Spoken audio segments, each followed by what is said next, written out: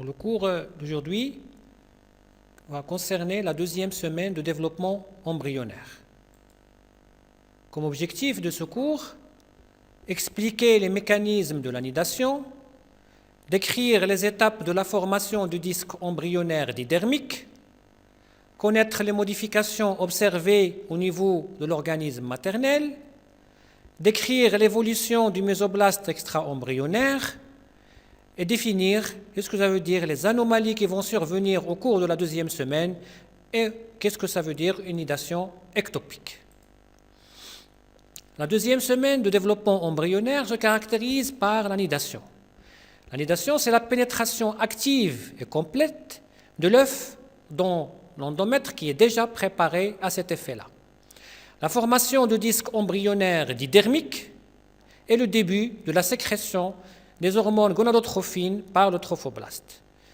Et on aura des modifications qui seront observées au niveau de l'œuf et des modifications qui seront observées au niveau du corps maternel.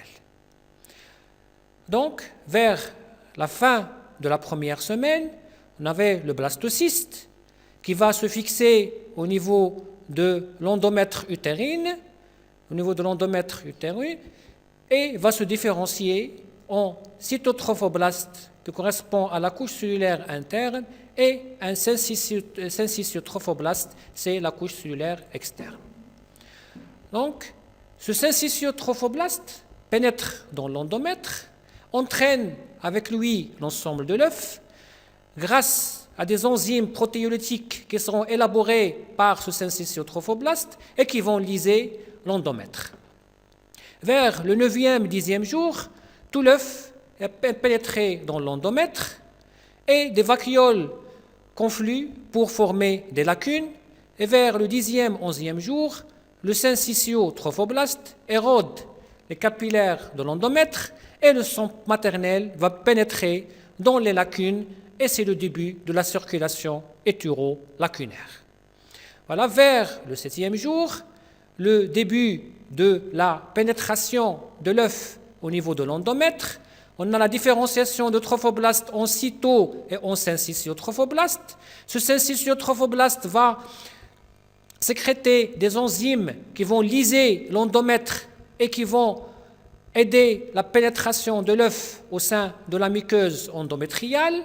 Ici, c'est l'endomètre dans sa couche fonctionnelle et on aura ici le blastocèle, le trophoblaste, cytotrophoblast et le syncytiotrophoblast. Au fur et à mesure, vers le 8e jour, les 2/3 de blastocystes est nidé, donc ça se continue. Le syncytiotrophoblast continue à proliférer, continue à lyser l'endomètre. Le cytotrophoblast aussi va se proliférer et l'ensemble de l'œuf, vers le 10e jour, l'ensemble de l'œuf est pénétré au sein de l'endomètre et au fur et à mesure, ce syncytiotrophoblast va être creusé par des lacunes qu'on va appeler des lacunes syncytiotrophoblastiques. Et au fur et à mesure, ces lacunes syncytiotrophoblastiques vont entrer en communication avec les capillaires sanguins de l'endomètre et qui vont former le début de la circulation utéro-lacunaire. Donc, à ce stade-là, l'ensemble de l'œuf est à l'intérieur de l'endomètre vers le 13e jour de développement embryonnaire. Le 13e jour, l'épithélium utérin va se reconstruire. On peut avoir une petite hémorragie due à cette reconstruction au niveau de site d'implantation. On peut avoir des saignements qui peuvent se confondre avec des menstruations et la grossesse peut passer inaperçue.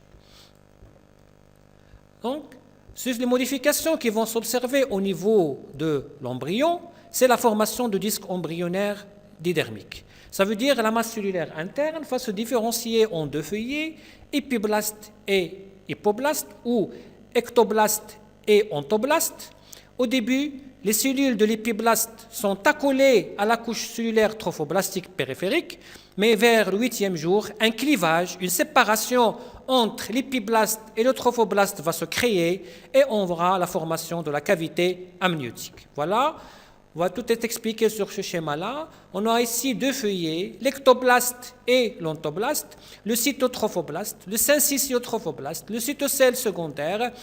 Un certain moment, vers le 8e jour, on aura un clivage entre tout ce qui est cytotrophoblastique et tout ce qui est épiblastique, il va avoir une cavité qu'on appellera la cavité amniotique, une membrane qui va séparer cette cavité de cytotrophoblaste, c'est l'amnioblaste. L'ensemble cavité amniotique avec l'amnioblaste, on va l'appeler l'amnios. Vers le 10e jour, on aura une membrane qui va se former entre le lycétocèle secondaire et le cytotrophoblaste, c'est la membrane de Husser. Cette membrane, entre cette membrane et le cytotrophoblaste, on aura une prolifération mésenchymateuse importante. Ça continue à se proliférer pour former le mésenchyme extra-embryonnaire. En même temps, on aura l'hypoblaste où l'ontoblaste va se proliférer de deux côtés et prendre la place de la membrane de Husser, et au fur et à mesure, dans le rôle de ce liquide amniotique qui va remplir la cavité amniotique, il va nourrir l'embryon, il va le protéger contre les chocs, il constitue un territoire d'isolement thermique, donc il y aura un équilibre de température entre tout ce qui est embryonnaire et tout ce qui est externe. Il permet l'hydratation des tissus, mais aussi il permet de faciliter les mouvements de l'embryon. Le cytocèle primaire ou le sac vitellin, il va avoir un rôle trophique qui va se régresser pendant le développement. On a vu que vers le 8e, 9e jour, la membrane de Husser, qui est une couche cellulaire aplatie, située à la face interne du cytotrophoblaste, une cavité qui est limitée entre l'hypoblaste et la membrane de Husser, c'est le cytocèle primaire ou vésicule vitelline primaire ou sac vitellin primaire.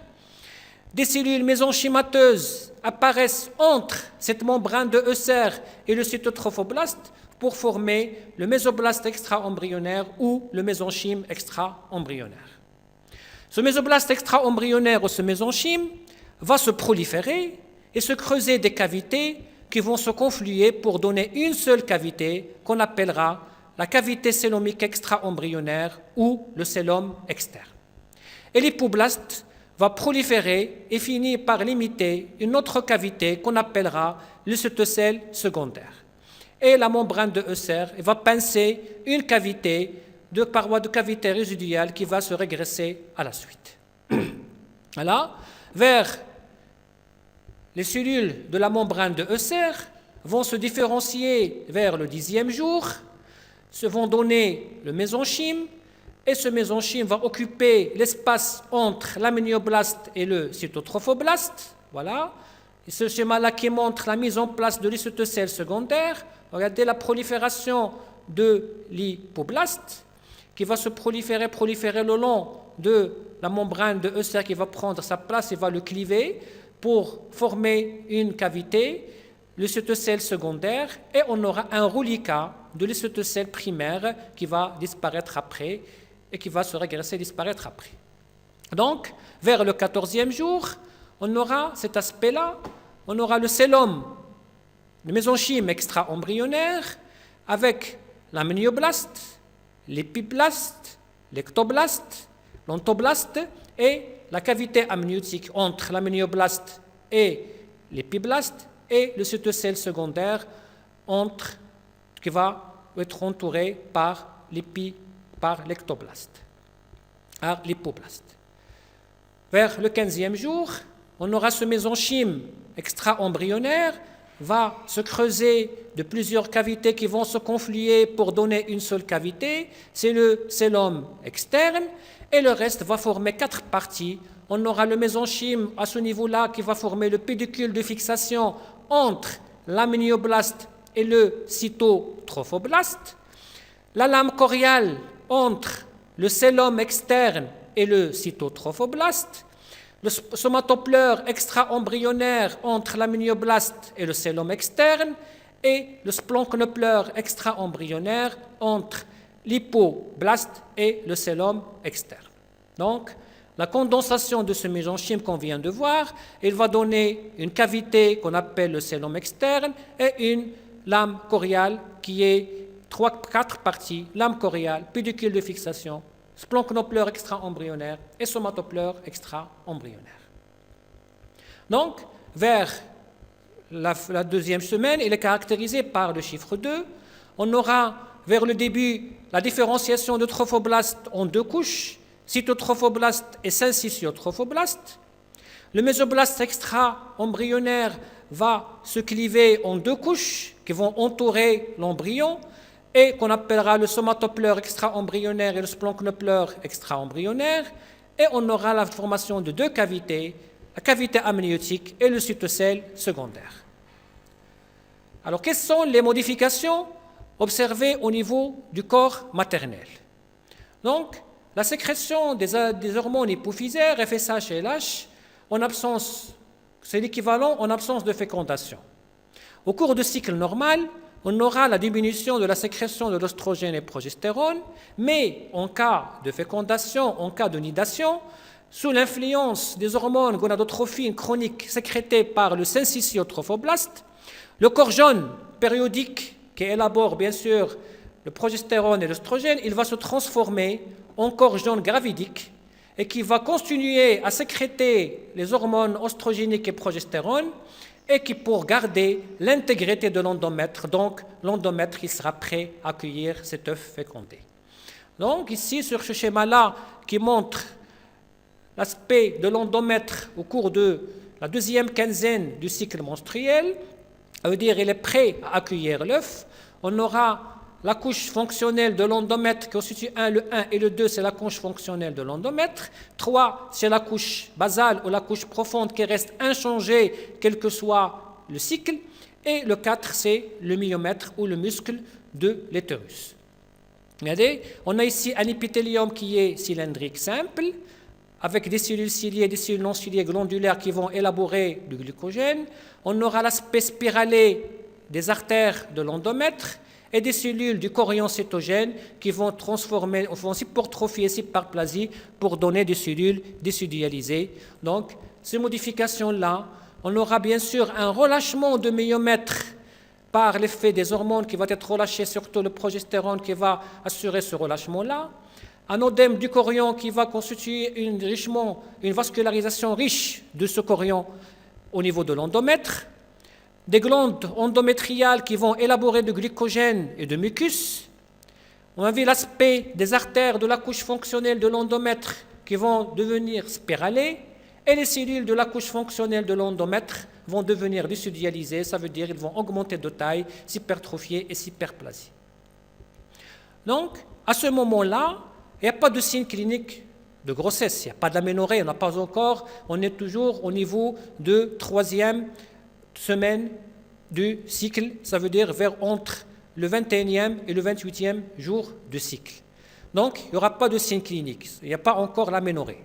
Mais, si on veut, s'il y a une grossesse, des techniques spécialisées pour permettre de dosage vers la fin de la 2e semaine de développement embryonnaire, on peut doser l'hormone d'origine trophoblastique qui sont les gonadotrophines. Après avoir vu les différentes modifications observées au niveau de l'œuf et au niveau du corps maternel, et on peut avoir des anomalies qui peuvent survenir au cours de la 2e semaine. Ce sont les anomalies de la nidation. On peut avoir une nidation ectopique, ça veut dire une nidation en dehors de sa position normale, qui peut être soit en dehors de l'utérus, soit au niveau de l'utérus, mais dans la partie basse. Si la grossesse ou la nidation est dans la partie basse de l'utérus, il va aboutir à un placenta prévia, ça veut dire dans le côté bas, qui peut être à l'origine des graves hémorragies en fin de grossesse. Et qui seront les plus fréquents, ce sont les grossesses extra-utérines, ça veut dire en dehors de la cavité utérine. On peut avoir des grossesses tubaires qui sont les plus fréquentes, des grossesses tubaires qui constituent 95% des grossesses extra-utérines, des grossesses au niveau ovarien, des grossesses au niveau abdominal. Voilà, sur ce schéma-là, on a en rouge ici l'implantation normale au sein de la cavité utérine, et tout ce qui est en noir, ce sont des implantations ectopiques qui peuvent s'avoir soit au niveau tubaire, c'est une urgence, si l'implantation se fait ici, on aura des complications graves si on ne la détecte pas à temps.